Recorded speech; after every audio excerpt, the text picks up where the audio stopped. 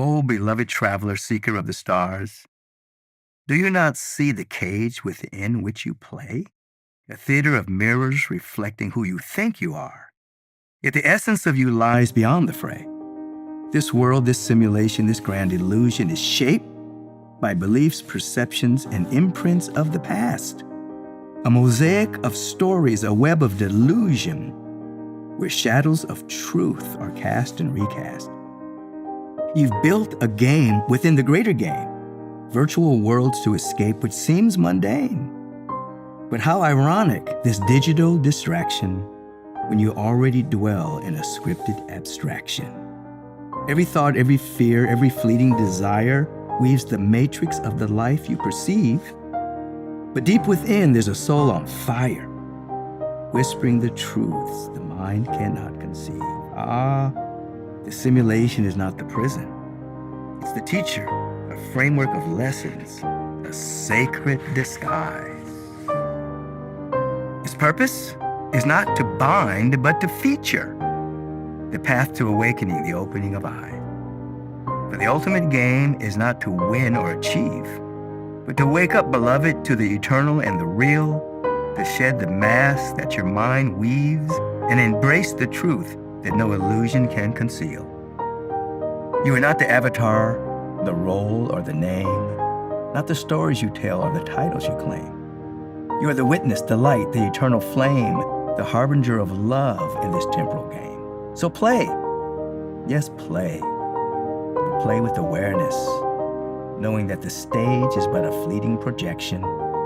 Be the presence, the stillness, the boundless fairness, a beacon of truth in a world of reflection. For when you awaken, the simulation transforms. The false falls away and the real takes form. You're not here to escape, but to create, to anchor eternity in the tides of fate. Beloved, rise. Be the harbinger of the divine, a lucid dreamer in the landscape of time. For the game was never to lose or to win, but to remember the truth that has always been.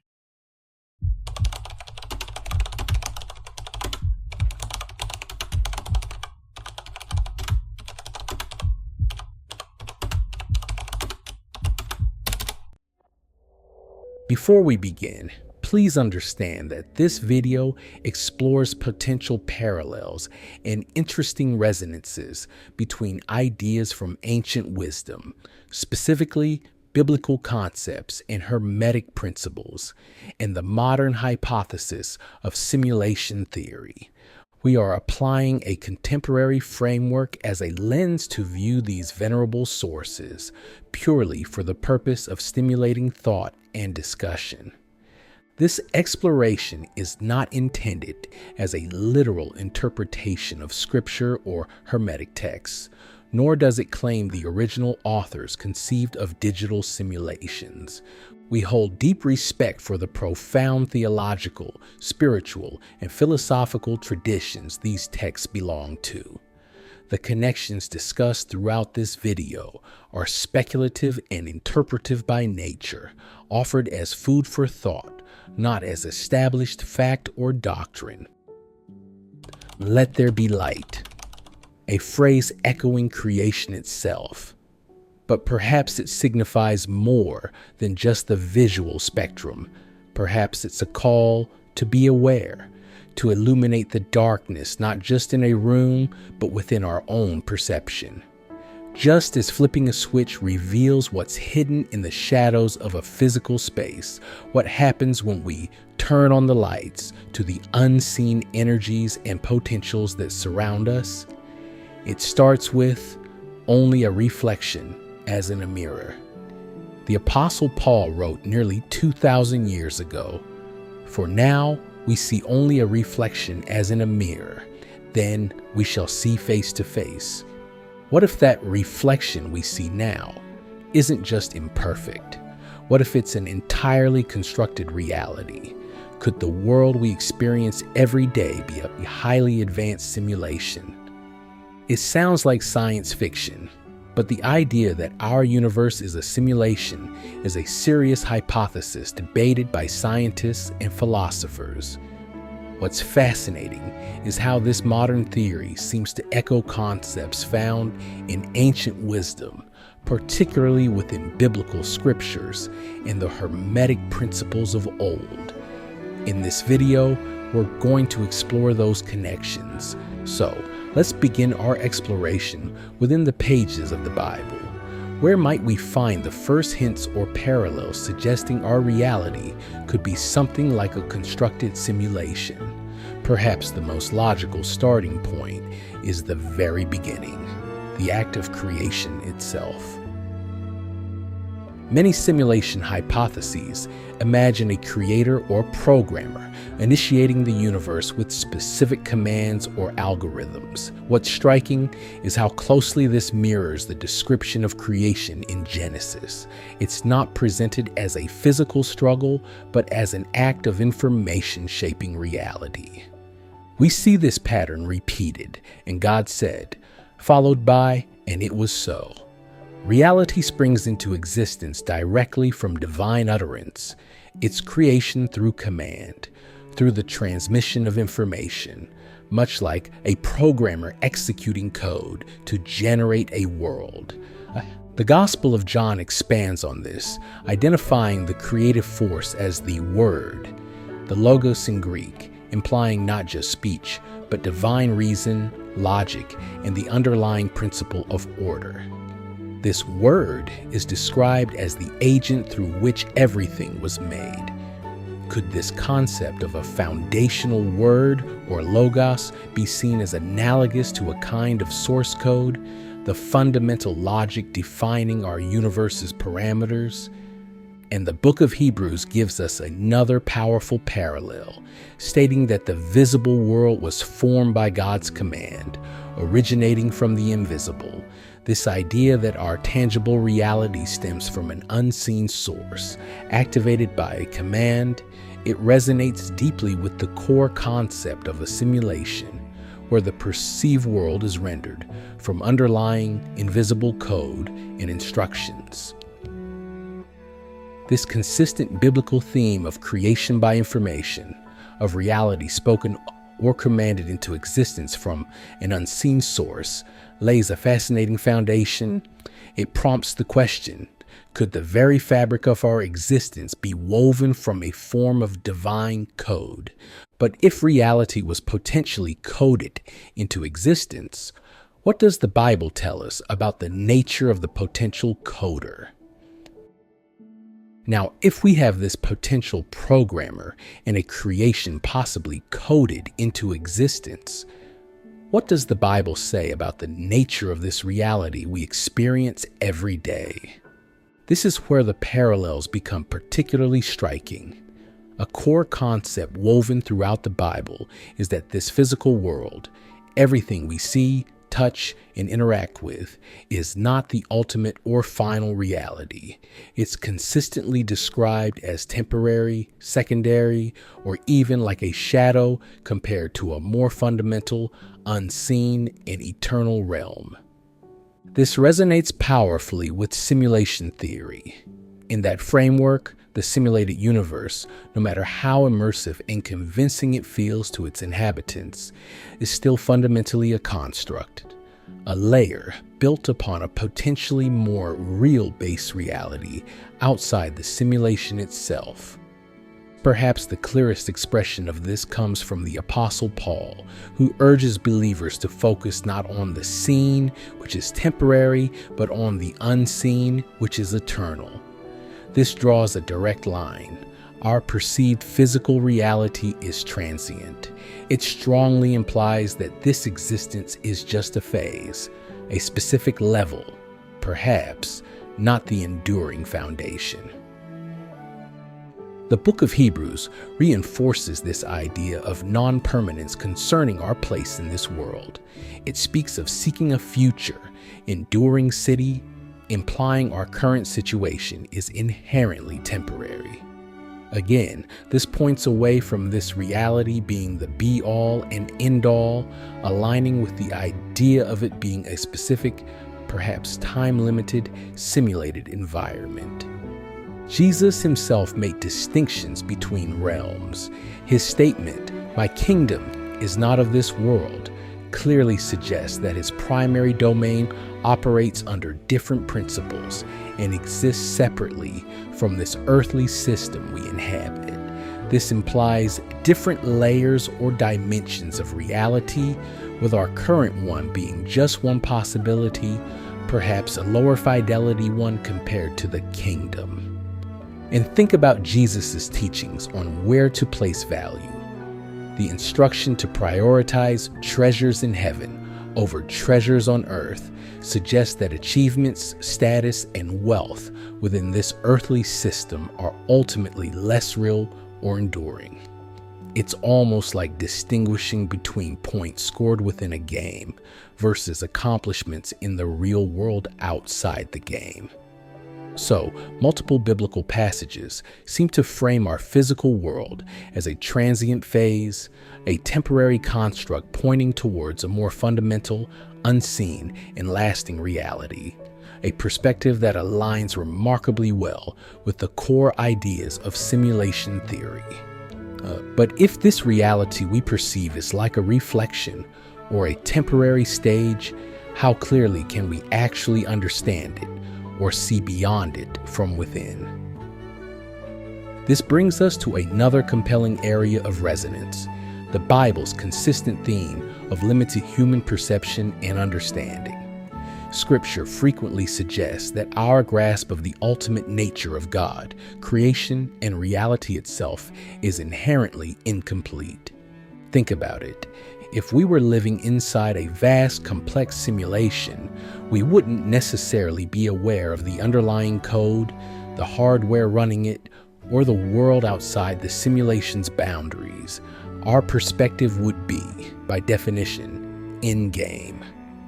The Bible seems to describe our situation in very similar terms. We encountered this verse right at the start, and it's central here. Paul's statement that we currently see only a reflection, or through a glass darkly, as the King James Version puts it, and that we only know in part, perfectly captures this idea of an obscured, mediated, and fundamentally incomplete perception of reality. It's the classic description of an in-simulation viewpoint. This notion that some knowledge is intentionally beyond our reach is echoed in Deuteronomy. The secret things belong to the Lord our God.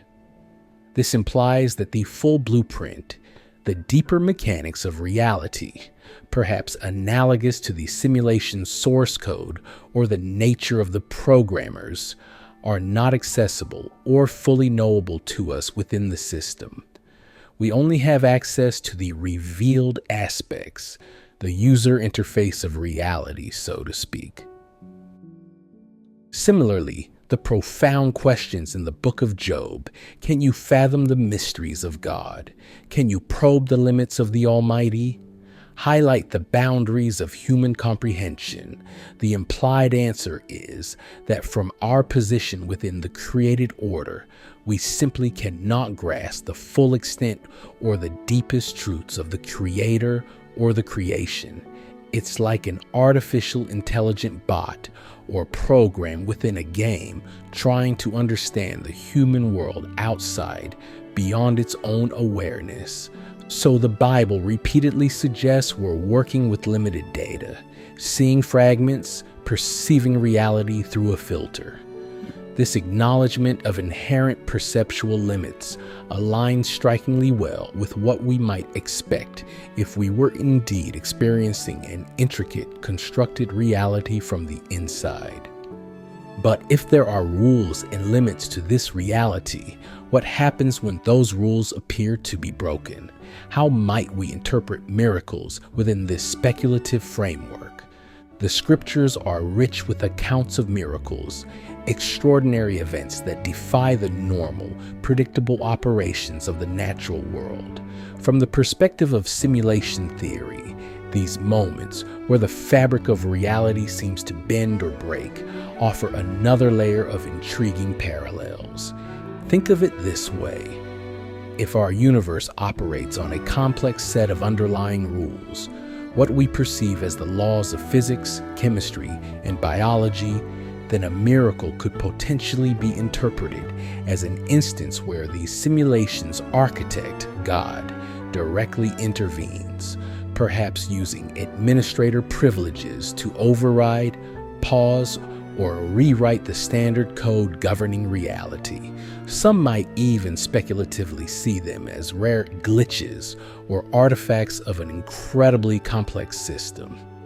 Take the monumental parting of the Red Sea in the Book of Exodus. Within a simulation context, such a massive localized suspension and manipulation of fluid dynamics could be seen as a direct intervention by the programmer, altering the environmental physics for a specific purpose. Or consider Jesus walking on water. This appears to be a clear suspension of fundamental physical principles like gravity and buoyancy. If you have access to the underlying code governing object interactions and properties, such an act becomes theoretically possible within the simulation's logic. The numerous instantaneous healings described, restoring sight to the blind, enabling the lame to walk, could be viewed, metaphorically, as a direct debugging or patching of an individual's physical code, instantly correcting errors or rewriting biological data. And perhaps the ultimate example, the resurrection narratives, overcoming death itself, represents the overriding of one of this reality's most fundamental perceived rules and limitations. In simulation terms, it would be the ultimate expression of control over the system's core functions. Of course, this is a highly interpretive lens, and miracles hold profound theological meaning far beyond any simple analogy. But the very possibility of miracles within the biblical narrative, events where the established order is suspended or altered by divine power, aligns intriguingly with a model where reality has an architect capable of intervening in the system's operation. Beyond these direct interventions that seem to bend the rules, what about scriptural hints that the flow of events itself, the future, might already be known or even substantially written? This brings us to our final point within the biblical parallels, the fascinating and complex concepts of divine foreknowledge, predestination, and prophecy. The idea, prevalent in Scripture, that future events are somehow known or even ordained by God, offers another intriguing resonance with simulation theory. Specifically, the notion of scripted events or predetermined outcomes within the simulation's code. Now, it's crucial to acknowledge this is a deeply complex theological area, especially balanced against the strong biblical emphasis on human free will and moral choice. We aren't suggesting life is a rigid, unchangeable script, but rather exploring scriptural elements that suggest a pre-known trajectory or a divine overview accessible only to the programmer. Psalm 139 paints an incredibly vivid picture. All the days ordained for me were written in your book before one of them came to be. This powerful metaphor, a life already recorded in a book, strongly evokes the image of a character arc, a life path existing within the simulation's data, potentially known by the programmer before it's experienced in-game. Similarly, the concept of predestination, found in letters like Ephesians, speaks of God choosing individuals and ordaining purposes before the creation of the world.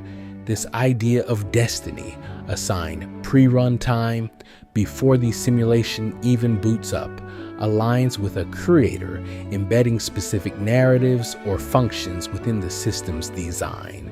We also see references to God's deliberate plan and foreknowledge guiding pivotal historical events. This suggests that major plot points within the grand narrative might be known, anticipated, or perhaps even loosely scripted by the architect overseeing the entire system. And of course, there are the extensive prophetic traditions throughout the Bible. The very existence of prophecy, the foretelling of future events, sometimes with remarkable specificity, implies access to future information within a simulation framework. How could this work? Perhaps the programmer simply knows the script, or can accurately calculate future states based on the system's complex algorithms, or maybe they can observe the entire timeline of the simulation's run from their external perspective. So, while navigating the profound mystery of free will, these biblical themes of foreknowledge, predestination, and prophecy offer intriguing parallels. They hint at a reality where the future might, at least in part or from a higher perspective, be known or influenced by its creator, much like a programmer might know the potential paths and outcomes within their simulated world. Looking back from creation described as divine command to a reality portrayed as temporary and perceived imperfectly, to interventions that seemingly bend the rules and hints of a future known in advance, the Bible presents a rich tapestry of ideas. When viewed through the speculative lens of our modern digital age, these ancient concepts resonate in surprising and thought-provoking ways with simulation theory. But these echoes aren't confined to Judeo-Christian scripture. Another fascinating stream of ancient wisdom, Hermeticism, offers its own set of principles that seem to align remarkably well with the idea of a mentally constructed or simulated universe. Let's explore those next. Hermeticism is a tradition of esoteric philosophy and practical wisdom attributed to the legendary Hellenistic figure Hermes Trismegistus, often seen as a syncretism of the Greek god Hermes and the Egyptian god Thoth, the scribe of the gods. These ancient teachings aimed at understanding the fundamental nature of reality and our place within it were famously synthesized in the early 20th century book called the Kybalion. The Kybalion lays out 7 Hermetic Principles, said to be universal laws explaining the workings of the cosmos on all levels. While all 7 principles offer profound insights, several stand out with particularly striking relevance when viewed alongside the modern hypothesis that our reality might be a simulation. The very first Hermetic principle, and arguably the cornerstone of the entire philosophy, is the principle of mentalism. It's stated axiomatically as, the all is mind, the universe is mental. What does this mean? It posits that the ultimate reality, the source and substance of all that is, which Hermeticism refers to as the all, is fundamentally infinite, living mind, or consciousness. Consequently, the entire universe, including everything we experience, stars, planets, life, thoughts, emotions, is a mental creation existing within the mind of the all. It's not that the universe has mind, but that the universe is mind. The connection to simulation theory here is perhaps the most direct and compelling we'll encounter. If the very substance of reality is mental, it aligns perfectly with the idea that the universe is information-based, generated or projected by a vast consciousness or an incredibly powerful computational system, the mind of the all. Our physical world becomes, in essence, a thought form, a dream, or indeed a sophisticated program running within this ultimate cosmic mind. This flips the common materialist assumption that matter creates consciousness. Hermeticism asserts that consciousness creates matter. This foundational Hermetic principle that reality itself is mind-born provides an extraordinary philosophical bridge, connecting ancient metaphysical insights directly to the cutting edge, almost science fictional concept of our universe as a grand simulation. Building upon this fundamental idea that the universe is mental, the next principle offers insights into the structure and relationships within this vast cosmic mind. This leads us to perhaps the most famous Hermetic axiom, encapsulating the principle of correspondence. This principle teaches that there's a fundamental harmony, analogy, and correspondence between all the different planes of reality, often categorized as the physical, the mental, and the spiritual. The patterns repeat. What happens on one level finds its echo on others. The microcosm, the small like an atom or a human, reflects the macrocosm, the large like a galaxy or the universe, and vice versa. Understanding one level can grant insight into the others. How does this ancient principle resonate with the modern simulation hypothesis? In several compelling ways. Firstly, consider the nature of fractals. Complex, infinitely detailed patterns generated by repeating simple mathematical rules. This self-similarity across different scales, where the part reflects the whole, is a perfect illustration of as above, so below. We see fractal patterns everywhere in nature, and they are easily generated within computer simulations. Could the fractal nature of our universe be a clue that it arises from an underlying code, the above rules generating the below complexity? Secondly, as above, so below, could imply that our perceived reality, the below, is governed by and reflects laws existing on a higher plane, the above. This higher plane could be the fundamental code running the simulation, or perhaps even the real reality inhabited by the simulation's creators. It opens the door to speculative ideas like nested simulations, universes within universes, each mirroring the structure of the level above it. This principle also carries an implication for knowledge. If the levels correspond, then by carefully observing and understanding the patterns and laws within our own reality below, we might be able to deduce truths about the higher levels above. Perhaps we can learn something about the simulation's fundamental operating system or the nature of its architects by studying the world around us. The principle of correspondence, therefore, portrays the universe not as disconnected chaos, but as an intricate, ordered system where the same fundamental patterns echo throughout all levels of existence. This vision is deeply compatible with the idea of a reality generated by an underlying set of rules or code, where complexity emerges from repeating logic. So, if the universe is a mental construct structured with corresponding patterns across different levels, what gives it its apparent solidity, its dynamism, its constant change? The Hermetic answer lies in the vital third principle, the principle of vibration. Its core tenet is simple yet profound. Nothing rests, everything moves, everything vibrates. According to this principle, absolutely everything in the universe, from the infinite mind of the all down to the densest forms of matter, is in a state of constant vibration. Motion is inherent in existence. Hermeticism teaches that the vast differences between various manifestations, like solid rock, liquid water, invisible gas, heat, light, magnetism, thought, emotion, spirit, are not differences in substance, but simply differences in their rate and mode of vibration.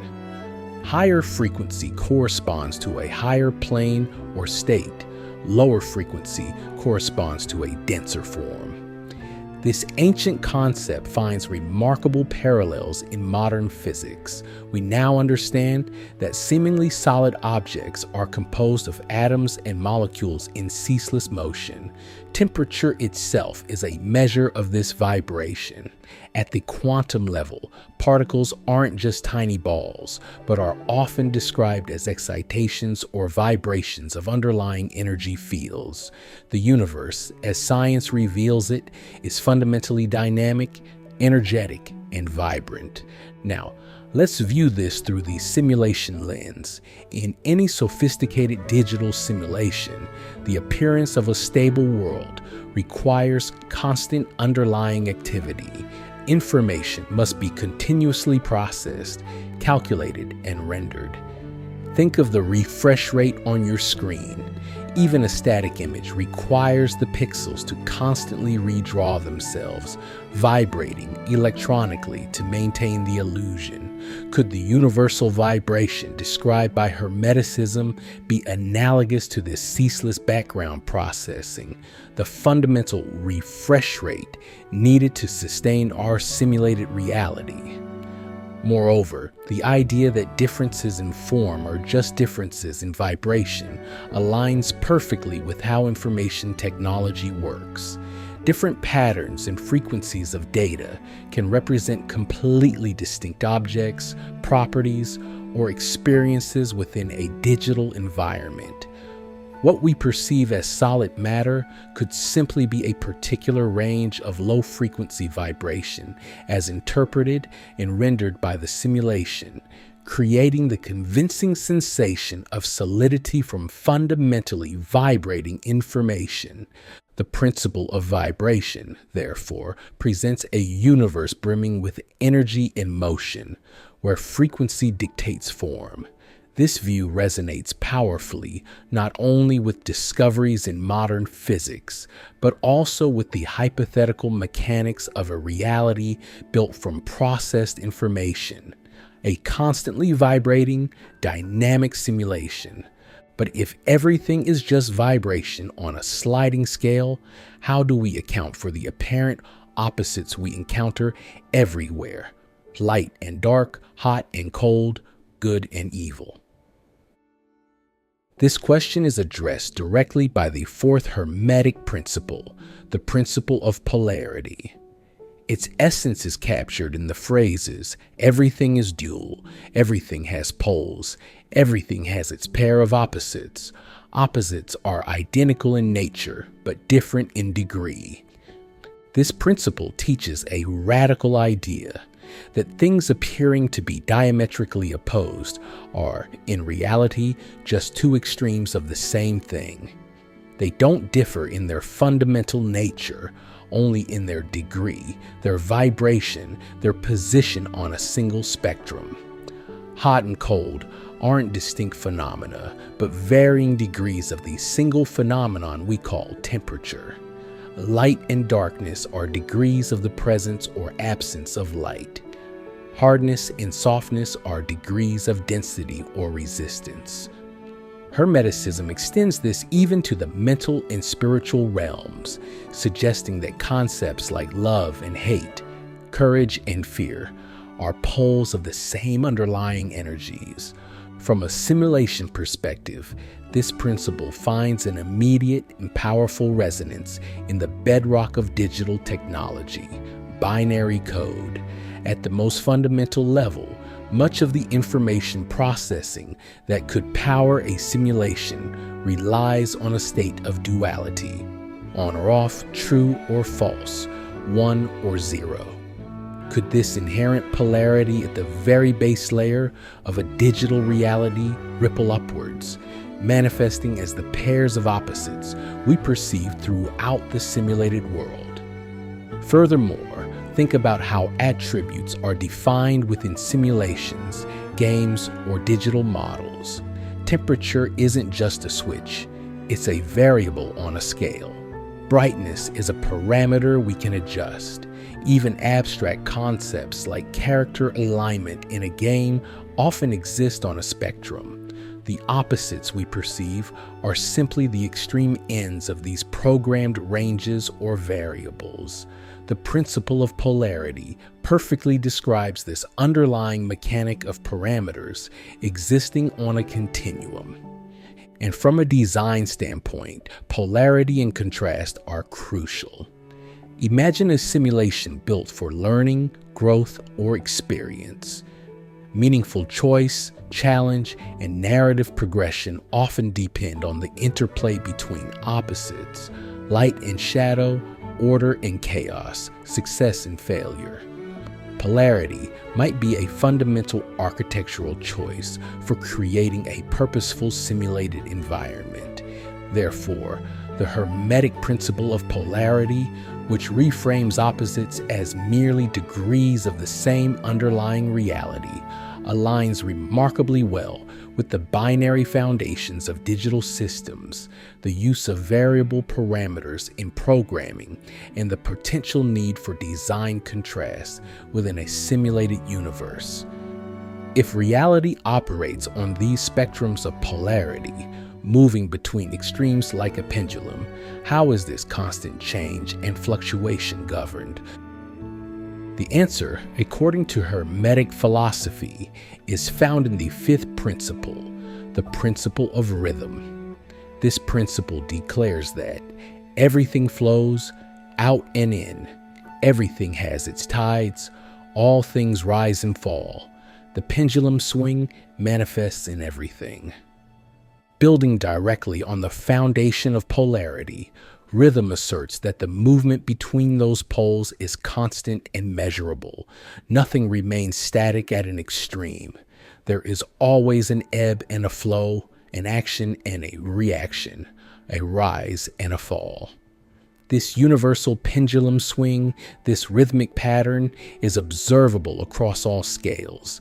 In the cycles of economies, the waxing and waning of empires, the shifting of our own moods and energy levels, the turning of the seasons, the pulse of life itself.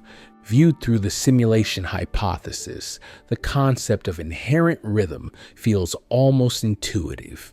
Complex simulations rely heavily on programmed cycles and loops. Think of the fundamental day-night cycles hard-coded into virtual worlds, the regular progression of simulated seasons influencing the environment, or even the underlying rhythmic clock cycles that drive the computations at the heart of the processor running the simulation. Many game mechanics, which are essentially rules within a mini simulation, are explicitly based on rhythm. Cooldown timers preventing constant use of abilities, resources regenerating at set intervals, challenges or events occurring periodically. These are all forms of program rhythm designed to regulate the flow of action, maintain balance, and structure the experience within the simulation. Furthermore, the Hermetic idea that rhythm compensates, meaning the intensity of the swing in one direction influences the return swing, strongly parallels the concept of feedback loops and balancing mechanisms in programming. Complex simulations often require algorithm designed to maintain homeostasis or stability. If one variable swings too far to an extreme, compensatory mechanisms kick in to create a counterswing, ensuring the system doesn't break down. A programmed rhythmic balance. The principle of rhythm, therefore, portrays a universe in constant cyclical motion, governed by measurable ebb and flow. This resonates deeply with the programmed cycles, regulatory game mechanics, and crucial balancing algorithms that would likely be essential components of any stable, dynamic, and complex simulated reality. So, if everything exists within this dynamic interplay of vibration, polarity, and rhythm, what ultimately governs the relationship between events? What determines why the pendulum swings? According to Hermetic thought, the underlying driver is the sixth principle, a concept that resonates deeply with both science and logic, the principle of cause and effect. It powerfully affirms every cause has its effect. Every effect has its cause. Everything happens according to law. Chance is but a name for a law not recognized. This principle declares that there is no such thing as randomness or chance in the universe. Every single effect, big or small, has a preceding cause or chain of causes that made it happen. And every cause, every action inevitably sets effects into motion. Everything unfolds according to immutable laws, even if those laws are complex or operate on levels beyond our current understanding. What we often dismiss as luck or coincidence is simply the result of intricate causal chains that we haven't fully perceived. This principle aligns almost perfectly with the fundamental nature of how simulations operate. A simulated reality, by its very definition, runs entirely on programmed cause and effect. Every event, every interaction, every change within the simulation is a direct output resulting from specific inputs processed through the system's algorithms and established rules, its laws. Nothing occurs spontaneously. It occurs because the code dictates it based on preceding conditions. The Hermetic assertion that chance is but a name for law not recognized mirrors precisely the concept of pseudo-randomness in computing. Generating true randomness digitally is notoriously difficult, perhaps impossible. What appears as random chance within a simulation, unpredictable enemy movements, random loot drops, simulated weather, is almost always the product of deterministic algorithms using hidden variables or seed values.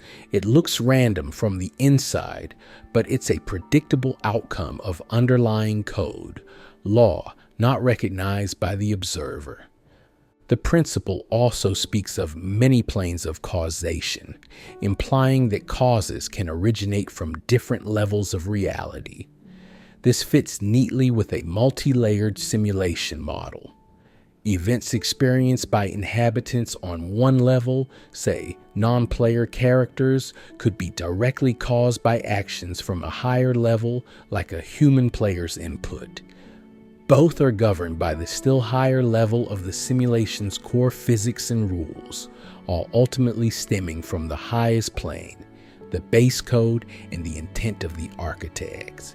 Thus, the principle of cause and effect, portraying a universe of perfect order where every event is lawfully connected to what came before, perfectly reflects the operational logic of any programmed system, a reality dictated by algorithms and code. Finally, if reality is this lawful, mentally constructed system operating through vibration, polarity, rhythm, and causality, what drives its creative potential? What generates new forms, new ideas, new experiences within this intricate structure? The seventh and final Hermetic principle addresses this, the principle of gender. Now, it is absolutely vital to understand that this principle has nothing to do with physical human sex or social gender identities. Hermetic gender refers to universal generative principles necessary for all acts of creation and generation to occur on every plane of existence, physical, mental, and spiritual. Gender is in everything. Everything has its masculine and feminine principles. The principle states that everything contains both a masculine and a feminine aspect or energy.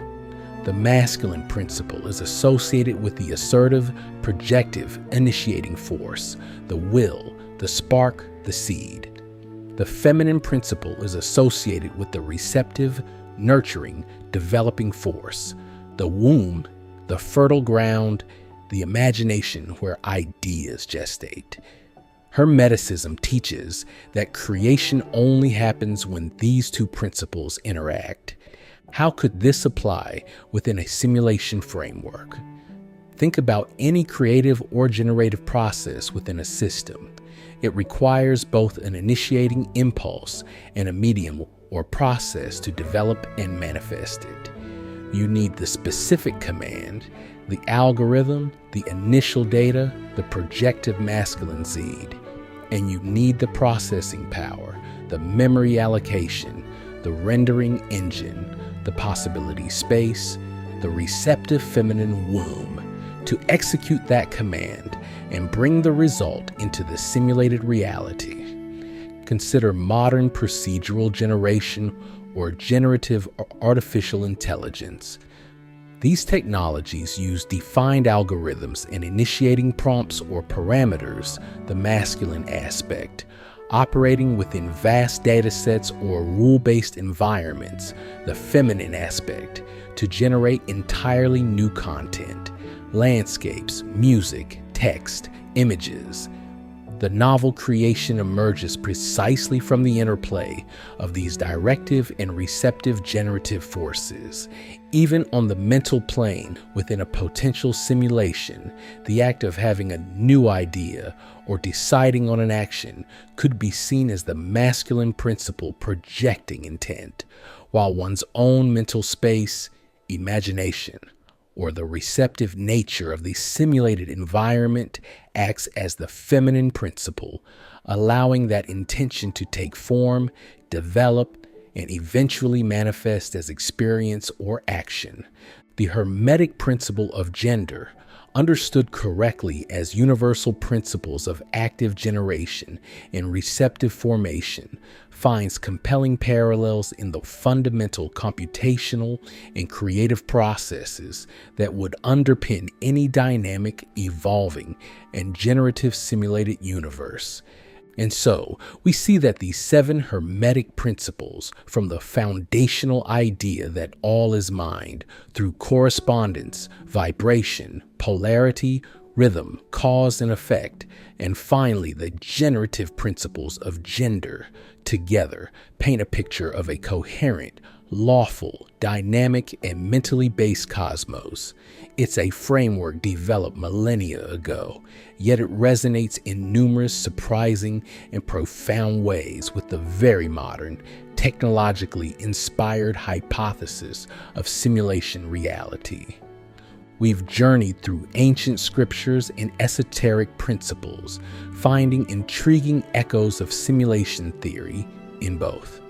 Now let's step back and weave these threads together. What might these convergences suggest about the nature of our reality? What's truly fascinating is that both these profound traditions, despite their vastly different origins and modes of expression, one rooted in theological revelation, the other in esoteric philosophy, seem to converge on describing a universe that is fundamentally more than just physical matter.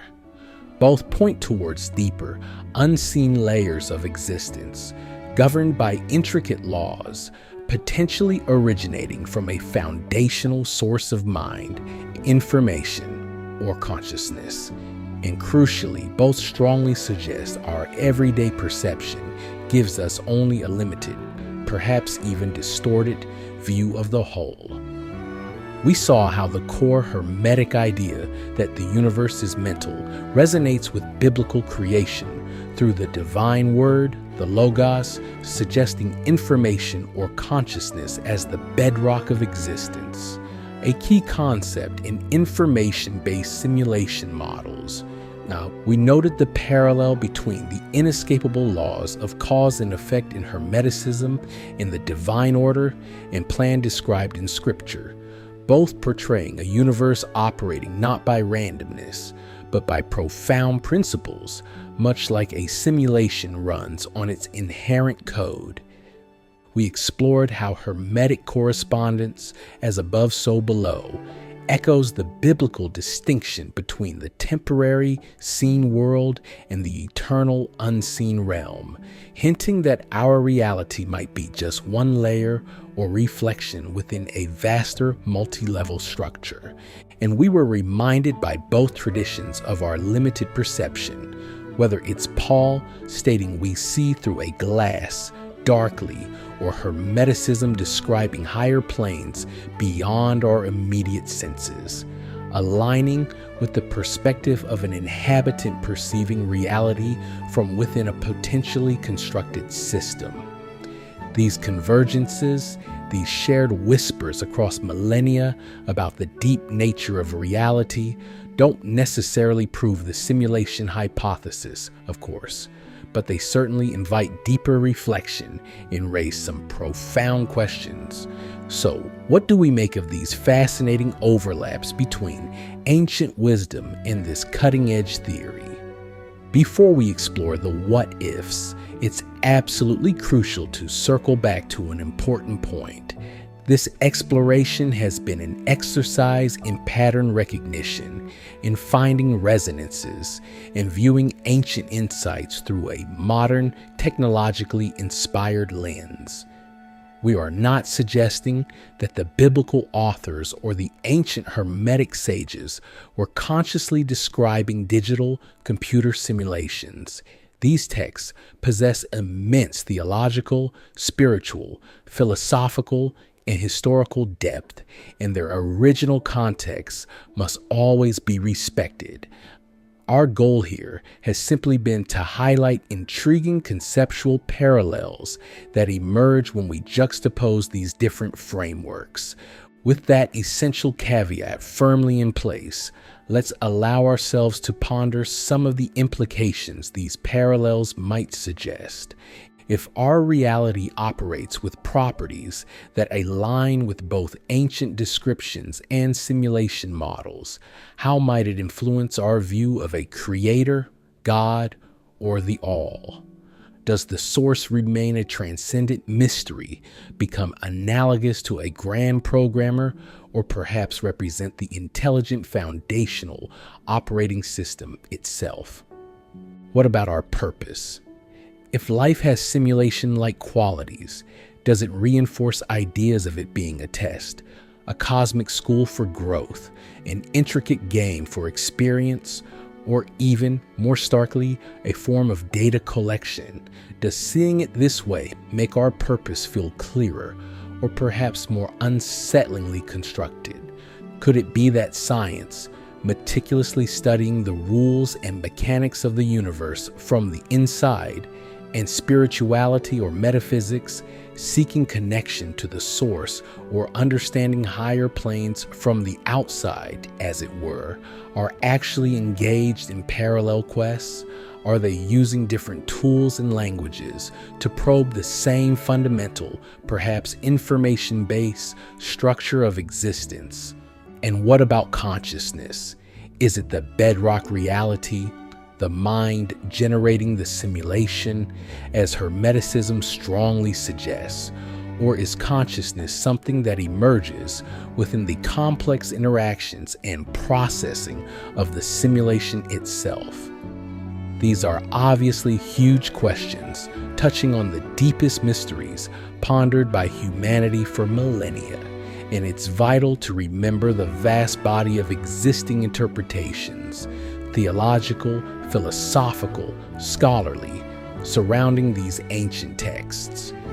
Viewing them through these simulation hypotheses is just one more speculative layer, one more what if, to add to the ongoing, fascinating human conversation about the nature of reality.